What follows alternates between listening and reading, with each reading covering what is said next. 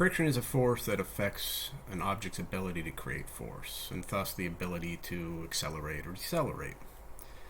There are different types of friction, two of which I want to briefly talk about.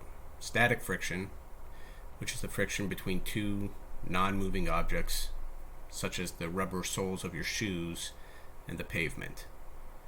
And then there's kinetic friction, which is the friction between objects that slide across, roll across each other. For instance, a baseball or softball player sliding into a base. Kinetic friction is weaker than static friction. When it comes to motivation, you want to limit the amount of friction that's going to stop you from progressing and moving forward. There's always going to be friction in life. It's part of life. So there are many types of static friction when it comes to motivation.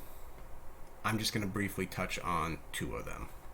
The first, and which is usually the easiest to correct, is time.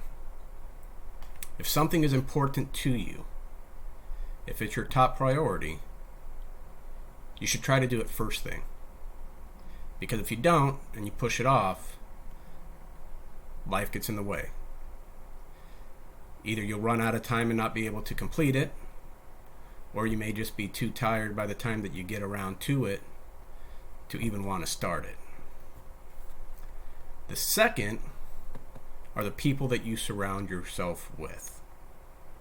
If you want to be more successful, you need to surround yourself with people who care about you, encourage you, and support you. Not people who are going to help you make excuses, enable your excuses.